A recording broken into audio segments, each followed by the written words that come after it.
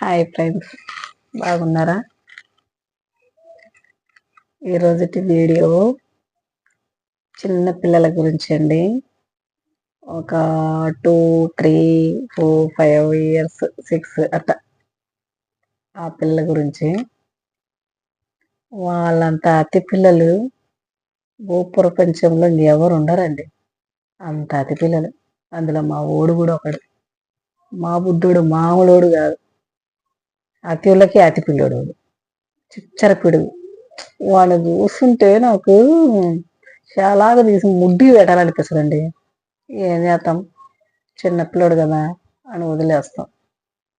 నేను ఎందుకు చెప్తున్నానో తెలుసా? వీళ్ళ బాధ తట్టుకోలేక చెప్తున్నానని. ఇంట్లో 10 రోజులు సెలవులు ఇచ్చిండ్రు, అందుకోసమని. వీన్ని అప్పుడప్పుడు ఏమనిపిస్తుంది అంటే మీషో వాడికి అమ్మేద్దాము అనిపించదు. మీషో వాడికి ఒకరిని, మా బుడ్డిది ఒకటి ఉంది, దాన్ని ఫ్లిప్కార్ట్ వాడికి అట్లా అమ్మేస్తా. వీళ్ళు మామూలుగా నాకు వలకట్లే, అంత అతి పిల్లలు.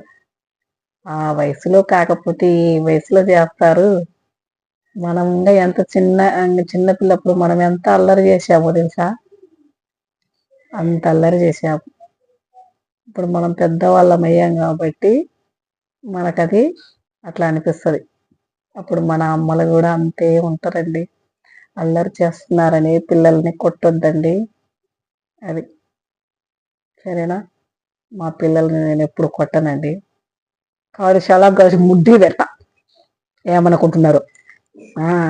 ఆ సంగతి మీ అస్సలు లేదు. అంత చిరాకు పుట్టేస్తున్నది. ఏం చేస్తాం? కొడదామంటే కొట్టలేము. ఏంటక్క ఇంతసేపు నైతానంగా మాట్లాడుతున్నావు అనుకుంటున్నావా?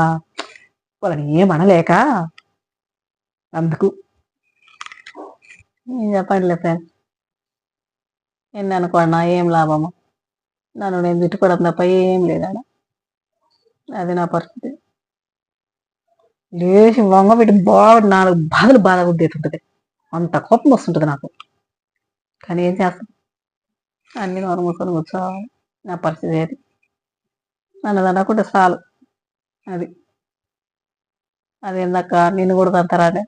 నన్ను అలా తన్నర్లే కానీ వాళ్ళ టార్చర్ అట్టుంటుందండి. ఏం చేద్దాం? ఏందక్క ఇందాకల నుంచి నా జుద్ది చెప్పి మొత్తం చెప్తున్నావంటే ఏం చేస్తామండి? వాళ్ళ దెబ్బకి ఎవరైనా తీసుకుంటారేమో చెప్పండి. 2 పిల్లల్ని ఇచ్చేస్తాను. దేనికంటారా? ఒక 2, 3 రోజులు, ఒక 10 రోజులు అద్దెకి ఇస్తా, స్కూల్ తెరిచేదాకా. మామూలుగా అయితే బరాయించలేమండి మా పిల్లలని. అటలు వాళ్ళు చూసిరారా అంటే కాలు చెరగవు. ఒకడు పుట్టిన గాడి చిచ్చరి పిడుగు పుట్టిండు. ఎప్పుడు అర్థం చేసుకుంటాడో ఏమో మా రావు సార్. ఏం చేస్తాము? ఆ రావు సార్కి అర్థం కాదు అక్కడ ఉండి. ఈడేమో నాకు ఈడ సుక్కలు చూపిస్తున్నాడు. కుడదామా అంటే అసలే బక్కోడు. ఏం చేస్తామండి?